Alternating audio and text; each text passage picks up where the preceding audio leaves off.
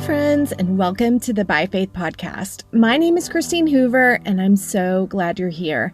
This season on By Faith, we're talking about the ins and outs of vocational ministry.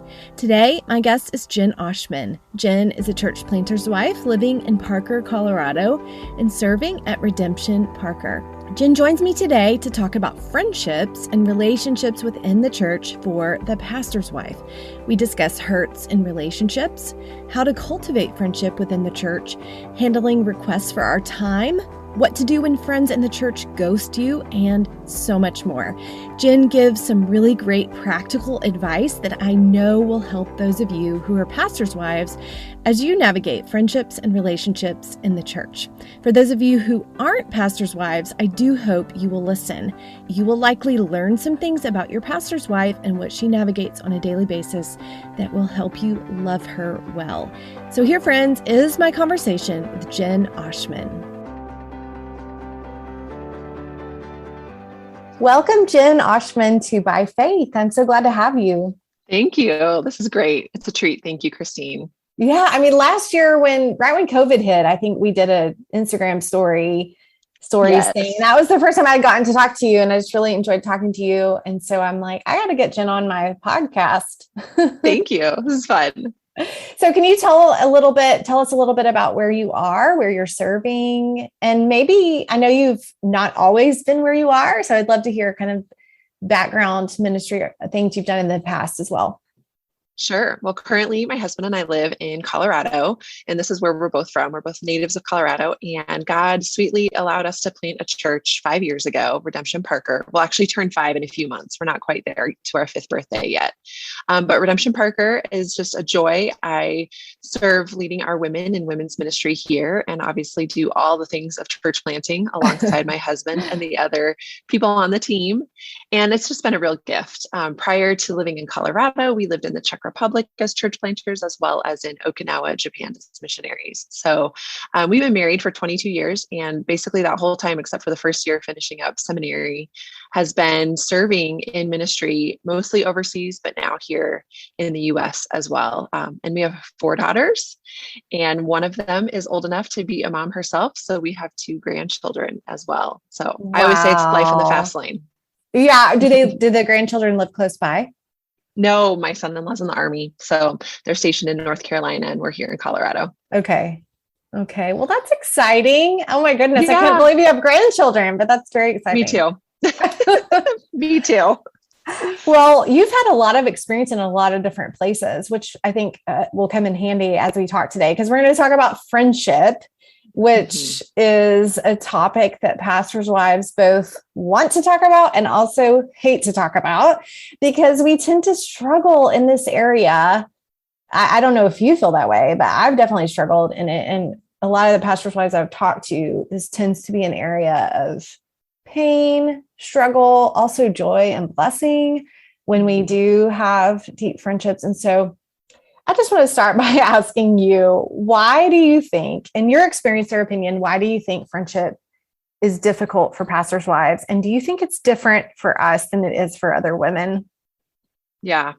No, I think I resonate with what you've said, Christine, and the words of the other pastors' wives that you've spoken with. I think, on the one hand, like kind of my immediate response is, no, I'm just like all the other girls. I want to have fun. I want to go out. I want to go out for coffee and go out for dinner and laugh and cry. And just, I'm one of the girls. There's nothing different.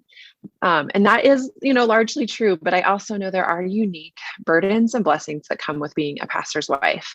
And there's a few that I've kind of brainstormed as I knew this conversation was coming ahead. But one, I think, is that everybody has an idea of what their pastor's wife is like or should be like. And so there's just these preconceived ideas and expectations. There's a role that people have in their mind. And what I'm finding to be true more and more is that I just don't meet that expectation. And so there'll be, maybe for better or worse, maybe I exceed it in some ways where maybe I'm more fun or funny than they thought I would be, but then I just disappoint when I'm not maybe as available or cannot offer a specific kind of counsel to someone, or, I could go on with various examples, but I think it's a role, right? It's a specific role in culture and in church culture. And so people think you should meet that role in one way or another. And we don't always. And so that can be just sort of chafing in friendships if you're not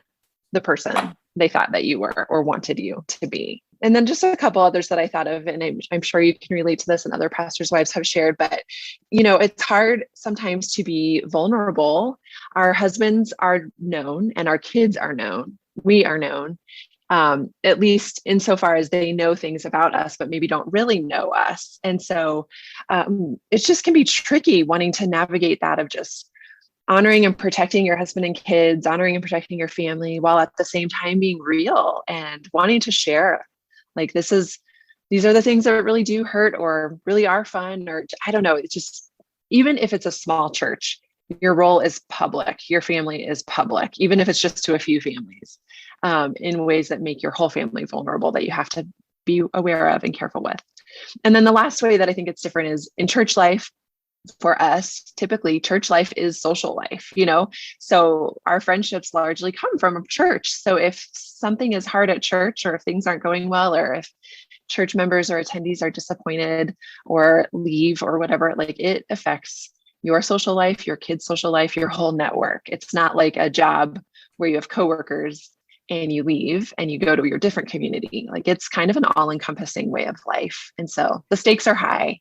Yes, I think that's what's hard to explain to those who are not in this role, is the Venn diagram of life overlaps so much for the pastor's wife, which can make the relational component of things very difficult to navigate and to know, how do we think about these relationships?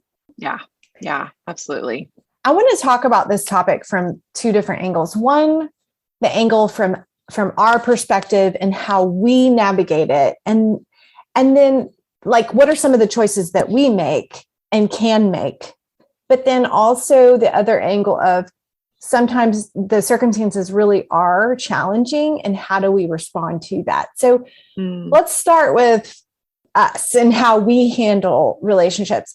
I think for me, at least, I like to blame things on my circumstances more than I like to think about what I'm doing that is hindering friendship. Does that make sense? And so where do you think that pastors' wives tend to go wrong when it comes to friendship? I think for me, especially a big temptation can be just walking in fear and being afraid of what will be gained and then lost. I think, to just go back to that like Venn diagram of our social life and our church life.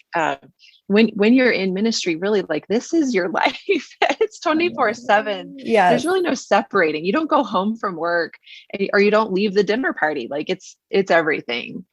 And so I definitely can be fearful and therefore withhold.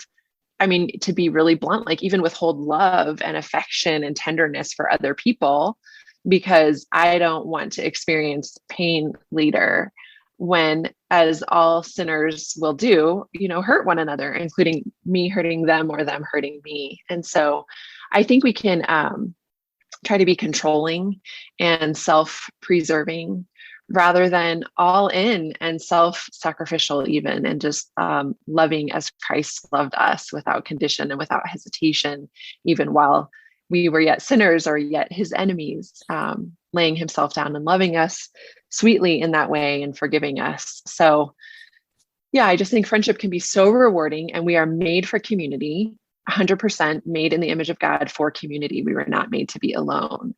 And so there's risk involved. And for me, a temptation can be just to really withhold, to stand back and to not give of myself to other people. Yes, I can relate to that completely. And I have to ask the follow-up question to that, then how do you re-engage when you have been hurt? Because the fact is, we all, pastor's wife or not, we all get hurt in friendship. The overlapping relationships, as we've talked about, we do get hurt within church and sometimes by close friends because of the work our husband does.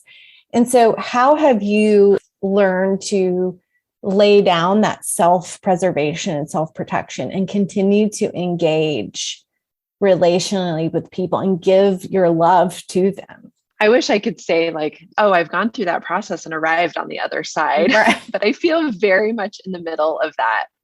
very much in the middle of learning how to do that. I think that, like you said, I'd rather look at my circumstances or look at the other person rather than reflect on myself and where I have sinned, where I have fallen short and been in need to repent. So I think a lot of what's required is just introspection and humility and a willingness and just a reality check. Like, I am not going to be the perfect friend. I'm not going to do this right. I'm not going to be a perfect pastor's wife. I'm going to sin. I'm going to hurt people. So let me just go ahead and acknowledge that and walk in that truth rather than think like I've got to white knuckle this situation and get it right every time. So I think just humility to begin with, and a constant rehearsal of the gospel of God's love for me and his forgiveness for me. And that if Jesus Christ was willing to hang on a cross to bear my sin, then I can go to the event or the party or the Sunday morning or the thing or whatever, where the hard people are, the hard circumstances are. I can go, I can pursue because Christ pursued me in that way. And just some practical things too. I think it's really important that we're like spending some time with other pastors' wives or women that know what that feels like. Those can be just such invaluable opportunities where you share that burden with each other, with other women that know, and then they're going to point you back to what's true. Like other pastors' wives who are not going to say, that's fine, don't go, or don't pursue, go back into your, isolation or preservation or whatever. But women who are going to say, remind me, no, Jen, this is the character of our God. Like, keep putting yourself out there because that's what he did for us and he will care for you in that. So some of those friendships and conversations are really key for keeping me pursuing Jesus and pursuing his church. Yes. And I do want to talk about that a little bit later. I love what you're talking about because one of my favorite passages related to this is Psalm 5, 11 and 12. It just talks about that we can hide in the refuge of God and that he protects us. He is the protection. And so I always think about that. Like, I don't have to protect myself. I can continue to engage because God is with me. Is he going to protect me from all hurt and harm? No, but he's going to use that for my good. I can turn to him in that. I have a source of comfort and help in it. And he's called me to this. So I'm going to continue to engage. I'm wondering too, this is something that I have been thinking about more lately, is how do you know?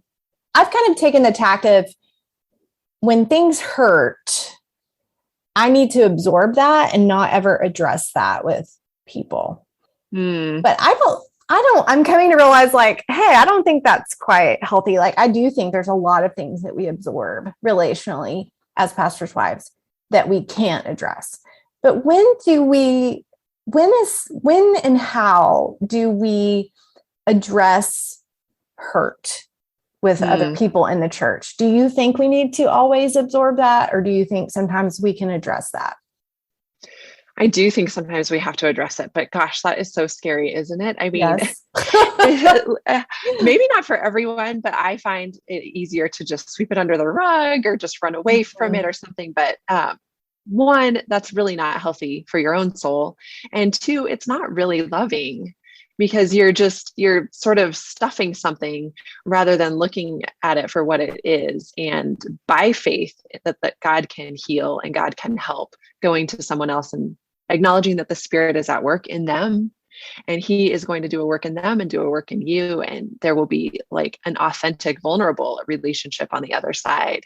So I think in many instances, the better loving thing to do is to address it, but that is super duper scary.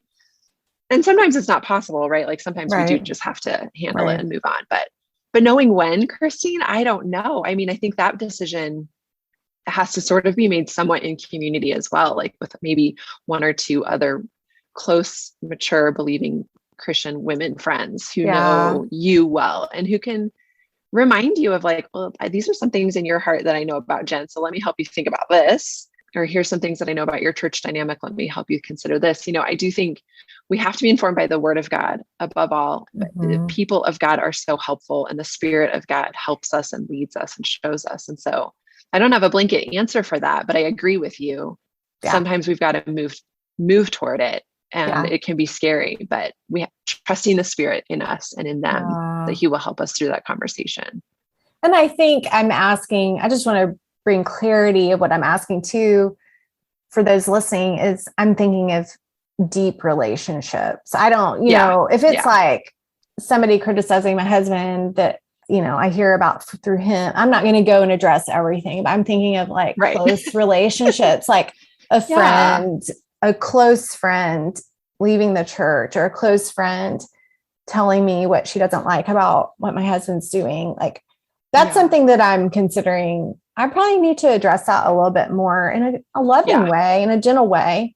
So just clarity on that. But so I'm thinking for women who are listening and they're thinking either they've bought this idea that, you can't have friends in the church, or they're thinking, I want to have friends in the church, but I don't know how to do that. Like everyone acts weird around me. I'm wondering, Jen, how have you identified potential friends within your church, and how have you cultivated those relationships in the midst of such a busy ministry life? It can be hard. I mean, it can be really hard. There's definitely seasons where you're like, I just don't feel like there's a good friend here for me. And then there can be seasons where it's like, whoa, there's too many good friends here for me. And I think it's a seasonal thing. Just people are transient and our life stages change every year with what's going on in our own families. So I think we have to approach it with a flexibility, knowing that what's going on today is not going to be what's going on forever. And to just pray that the Lord helps us to be a good steward of the moment that he has us in. But what I have found in general over time is that my closest friends, and this can be risky, but it's just true, tend to be women in other leadership roles, even in my own church. So, there's such a deep intimacy that comes from serving side by side. Yeah. And so when other women are pouring themselves out, doing this church plant with me, we're spending hours together, we're praying together, we're taking a risk together. And so that does foster deep friendships. So I think one place that I make really good friends is just the women who are serving alongside of me. And that's often inside my church plant. So of course that does make high stakes, right? For every reason that we've already talked about, but really it tends to be the people that I serve with who become my really close friends. And that gives all kinds of opportunities then for hard conversations at times, but also tons of fun and huge reward when you jump by faith together into what God has for you. There's nothing as deep and as rewarding as those friendships. And I just think they can be such a gift, very sharpening, very spurring, but very joyous too, as you pour yourselves out together. So not only are, my good friends aren't only other leaders in the church, but that tends to be even overseas, like just the women who wanted to serve alongside became really good friends. Mm-hmm. It's so helpful to have people who share in an interest. That's how we make friends. That's how we make friends when we're little. We join the same team, or we both like, ballet or whatever it is. And to have that same mind of serving the Lord, to me, that is such an essential component to deep friendship, that they understand those people. They may not be another pastor's wife, but they understand the demands of ministry. They are willing to sacrifice and serve themselves.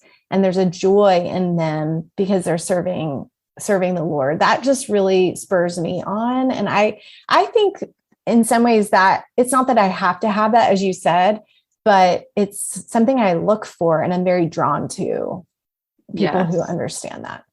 I'm wondering how you handle relational requests for your time, because this is a question that many pastors' wives wonder about. Is I can't be friends with everyone. And sometimes there may even feel, you kind of get that sense that or maybe somebody might even be asking, do I have to be friends with everyone? Which I would say, no, be friendly and love everyone, but you can't be friends with everyone.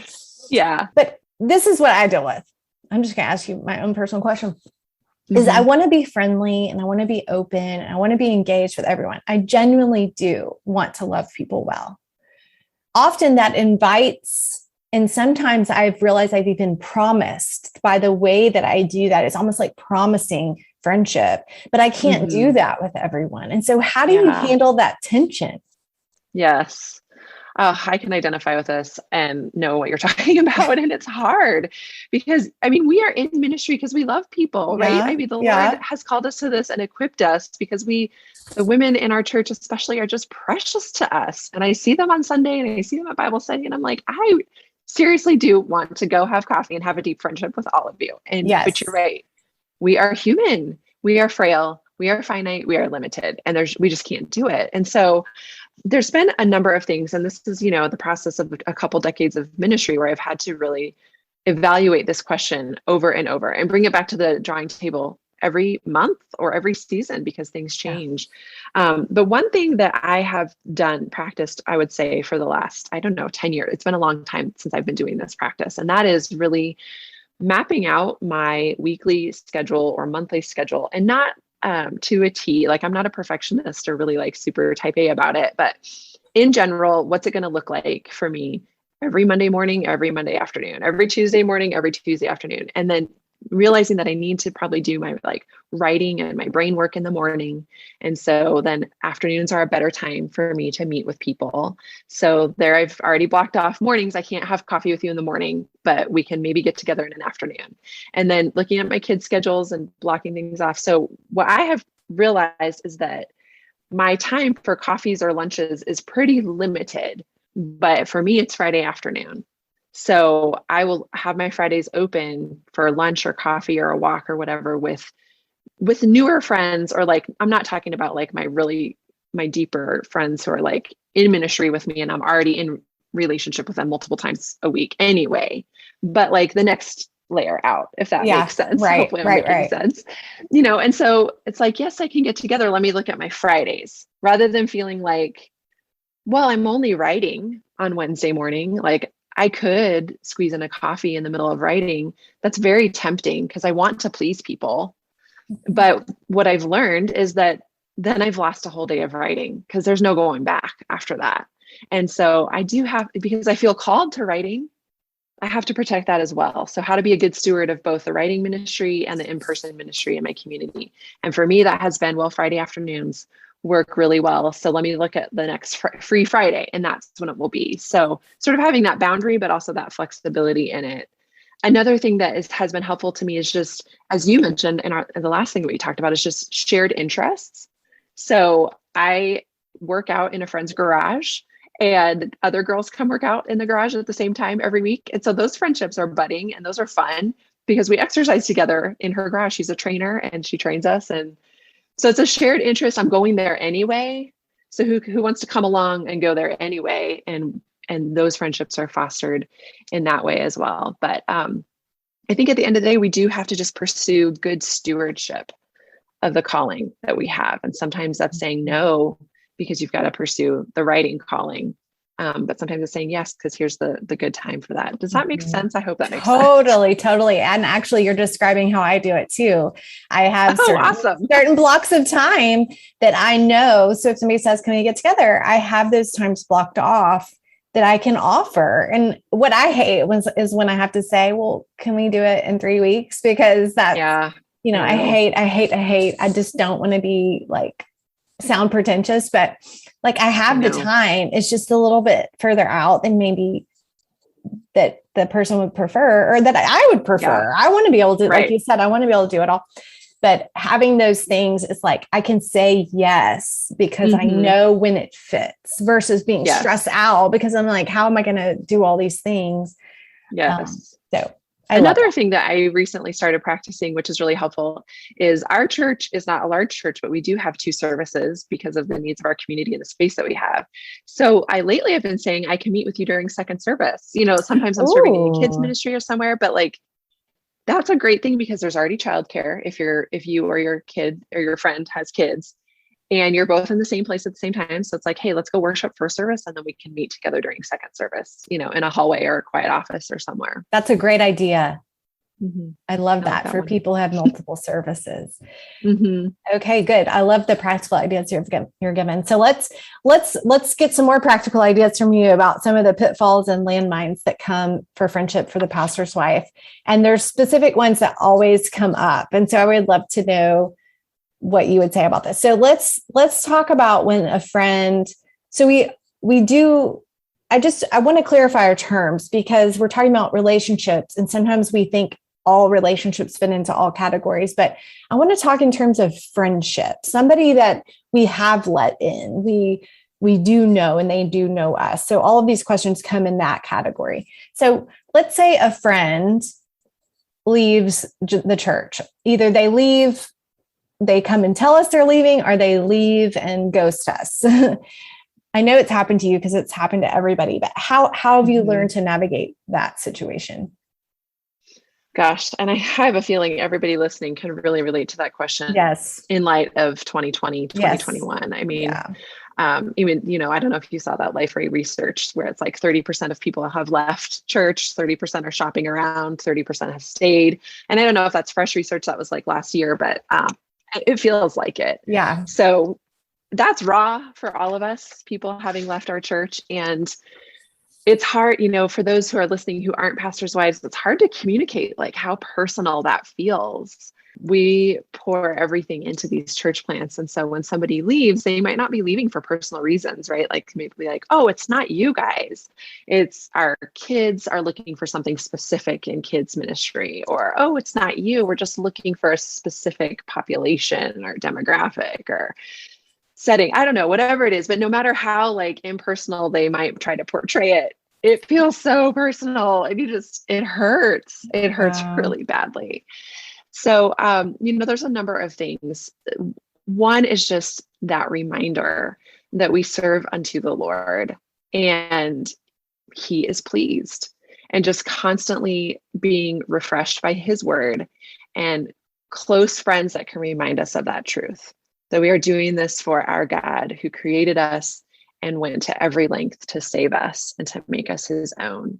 And he is pleased. Our sacrifices are pleasing to him.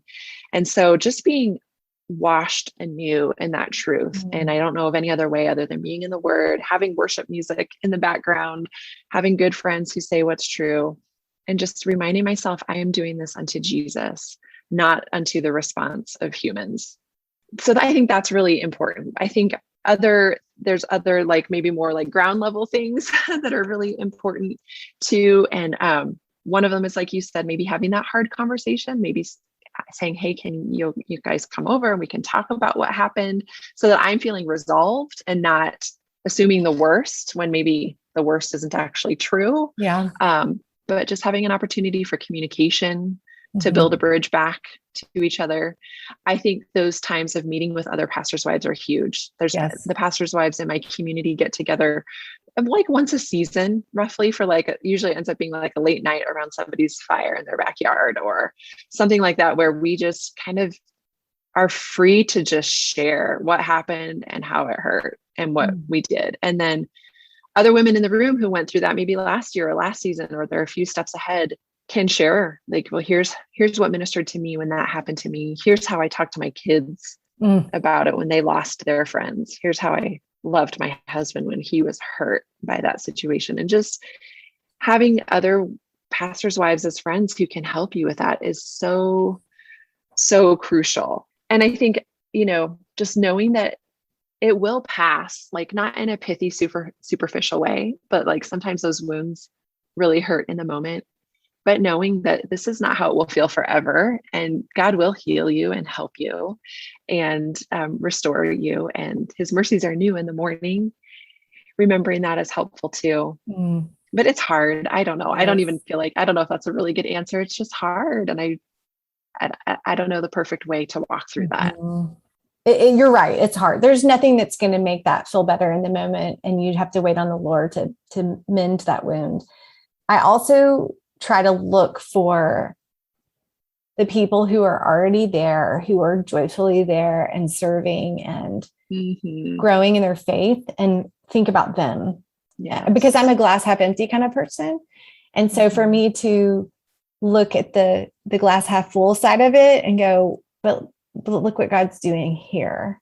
What I've always found is that God brings people in. He may take people out, and he really truly might be the one taking them out. Or they may be going for what we would consider the wrong reasons, but God brings new people in and renews a sense of, oh, okay, he may, I don't want to say replace those people, but he's going to gift us with people too. Yeah. It's not just the taking away. So I try to look for that and anticipate that. I'm so glad that you said that, because that's so true. Especially, these post-COVID or current COVID, whatever the case may be in your community times, it's so easy to look at everything that's going wrong and everything that's not going according to plan. But there are so many people who have stayed and are faithful and are on mission, and just, it's the squeaky wheels that get the grease. Meanwhile, there's all these other wheels over here who are perfectly quiet and gliding along and pushing forward the mission. And we forget to just rejoice in that and be so thankful for that. So I'm really glad you said that, because I totally agree with you. Okay. So another thing that often happens for pastors' wives, or it has happened, is that maybe a friend shares with us that they disagree with our husband and they want to talk to us about church issues. How do you respond to that? Especially if it's like in a friend space, like we've met for lunch or coffee and we're hanging out and we're talking about personal things, and then that comes into the conversation. How do you respond to that? Yeah, that can be so hard. I mean, I think there can be an extent where you can engage in that conversation. You can maybe help shed light on something. Maybe it's just your friend has not ever experienced maybe the philosophical framework that your church has for doing ministry. And so I think sometimes, a longer conversation can lend itself well to shedding light on it and helping that friend understand. But I think that if she is really committed to complaining about it or disliking it, or just isn't feeling it doesn't feel to you like there's a tenderness in the conversation, rather there's just a hard-heartedness, then I would just invite her to talk to my husband about it. Let him deal with it. No, but that's true. And she probably doesn't want to. She probably just wants to complain to you about it, but maybe not. I don't know. But you don't have to have those conversations. You can participate in them up to a point, but then I think there is a point where you just bow out graciously and say, maybe take this to the elders, right? See what they think. I would love for you to talk to them. That's what the elders are for. It's amazing. Go ahead and talk to them all about it. That's exactly what I do. And I also try to say, they would be glad to hear from you. They will receive you because they will, they're not closed off to criticism, or maybe it's a good idea. Maybe their thoughts are really good ideas. And so I try to say, they're going to receive you well.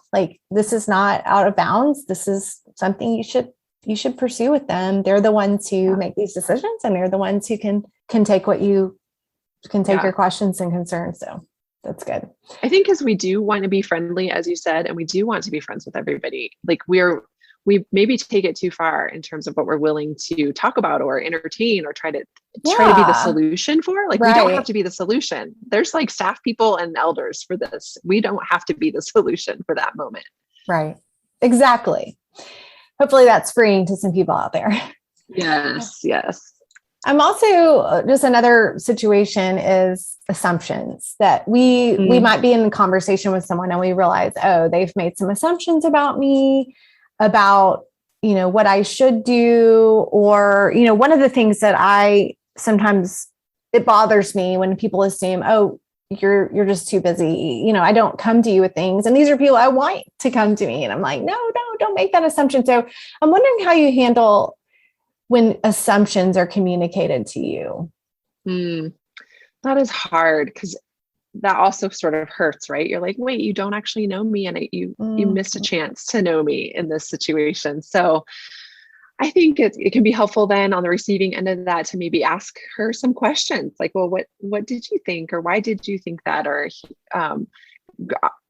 just graciously offer up the reality that you would love to be included or asked or known, and put yourself out there a little bit in the hopes of her knowing you better. But I think I really appreciate what you said is there are assumptions that are made, and you would rather be known, you'd rather be asked. And so I do try to say to my friends in the church, not my super close friends, but maybe, people more in Bible study or bigger group settings, I try to make it known frequently, I love to be approached. Please don't hesitate to ask, and not that I can be approached all the time. There's a fine line. I know that there's a balance, but I try to say please please let me know. Please ask me. Please come to me. Please shoot me an email, so that you do have access to me. I'm not closed off.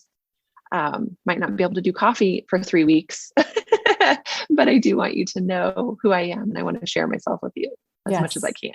Yeah. What about vulnerability? Because we all know that vulnerability is a key to friendship. That's how we grow our friendships.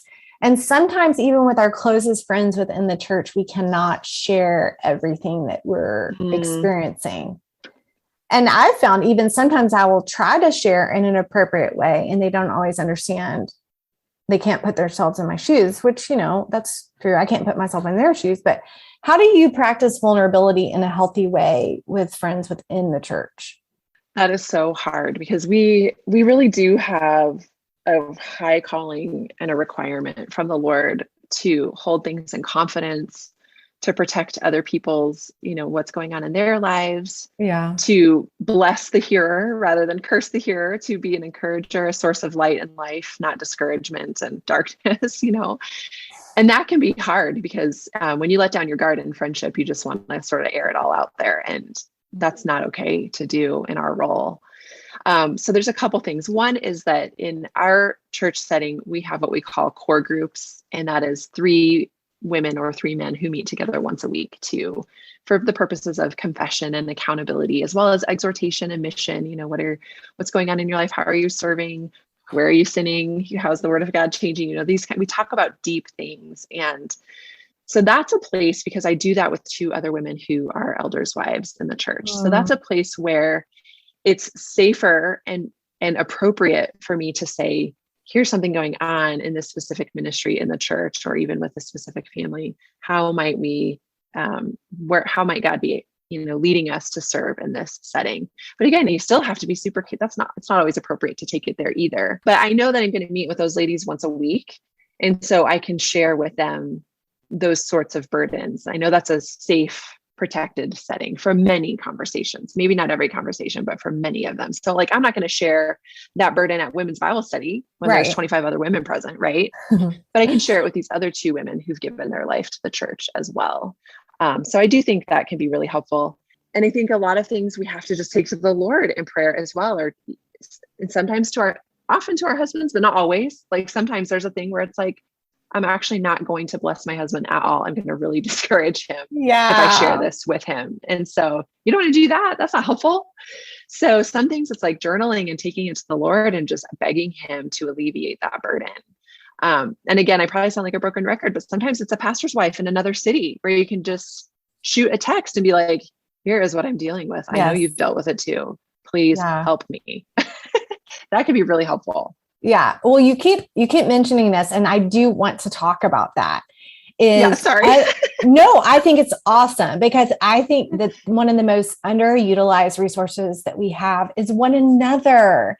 And it may be in our community. It may be, like you said, I have friends that I've known forever that are also pastors' wives, and they live in different states, but I can call them and say, this is what I'm dealing with. And so I would imagine there's a lot of women listening who are like, I'm on a, my husband works on a church staff where there are a lot of other spouses, but I don't really know them. There's not this environment where what Jen just described. I don't think that that's the culture of our church, or I don't know the other churches in our community. Maybe there's a competitive spirit among churches or parachurch ministries or whatever. So what would you say to a woman in that position? How could she take some initiative where she's at? Yeah. And I would really encourage her to. I mean, those are really valid hesitations, especially if your husband's not a lead pastor and there's a culture or an environment in the church that doesn't foster vulnerability, that can be especially scary. And if there is a sense of competition in your city, which is so sad and not of the Lord, but that can be really paralyzing. So I wanted to validate those hesitations while at the same time encouraging pastors' wives who are listening to maybe be the first to initiate a change in that. I mean, I have never in all my years, and I've had to do it a lot because we've moved a lot and we've lived in settings where people have moved away. I have had to frequently be the one to go to other women and say, hey, will you pray with me every week? I need a prayer partner. or, hey, will you meet with me every week? Or will you, I mean, I think I'm almost always the initiator. I don't know that I've ever been on the receiving end of that, because it's just been a lifeline for me. And so, and with those times that I've asked, dozens probably, I've never gotten a no, that's a terrible idea. Nobody has ever said no. Yeah. They've said, oh my gosh, I have wanted something like this forever. Thank you for asking. When do we start? Yes. So I just think, try it. I cannot imagine that you will be told no. You will probably be treated like a glass of cold water from a very thirsty sister, and she will be so eager to get started. Yes, exactly. Our community, when we first came here, was very siloed. Every church was wary of the other, and so it was so discouraging to me. Yes. But there was one pastor and pastor's wife that supported and encouraged us. And we have since then we're going to be those people. And, my husband actually started a pastor's fellowship with the pastors in our community, and the wives, we all get together with the spouse, like pastors and pastors' wives once a year at our house.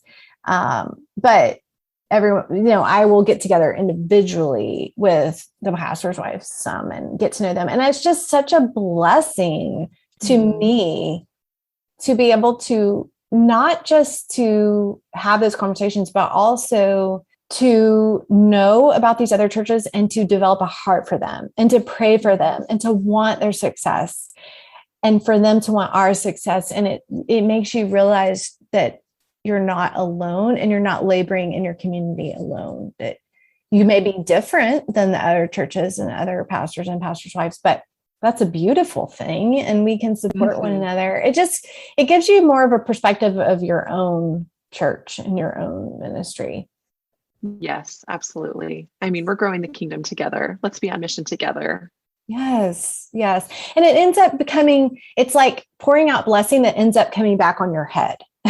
Totally does. Totally. Because at some point you need that friendship and you need that support. You can give it to them, and then you have theirs when you need it as well. So that's so good. Thank you, Jen, for that. And I want to close by giving you an opportunity to talk about your writing. I know that you mentioned it earlier, but tell us a little bit about where we can find you and find the resources you're creating.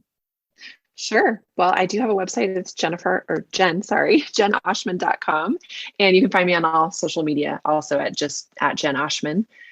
Yes, I had a book come out last year that you sweetly talked about on Instagram with me during COVID called Enough About Me, Find Lasting Joy in the Age of Self.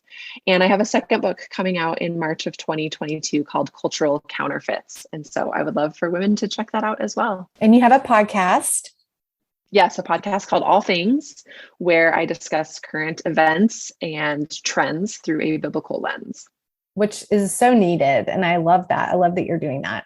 And what day is your Cultural Counterfeits book coming out? I think it comes out March 22nd, maybe. Okay. End of the month. Yeah. Because my book for Pastors' Wives comes out in March too. So I know. It's like almost twins. I know. Well, thank you for joining me and talking with me about friendship. I'm so glad to have your insights. I know it's been helpful for those listening. So thank you, Jen. Thank you, Christine. Friends, thanks for listening to By Faith. If you are enjoying this season, would you consider sharing the podcast with a pastor's wife in your life? I want to be an encouragement and help to women like you and me who are serving Christ all across the globe. And as always, you can find resources and links in the show notes for the episode on your podcast platform or on my website, christinehoover.net, or on the website I've created for pastors' wives, howtothriveasapastorswife.com. Join me next week as I talk with Sarah Beals. Sarah is a pastor's wife who serves in the Northeast at a small church. I asked her to come on so we can get the perspective of a rural and small town pastor's wife, and I learned a whole lot from chatting with her. I can't wait to share this conversation with you. And until then, friends, have a great week and keep walking forward by faith.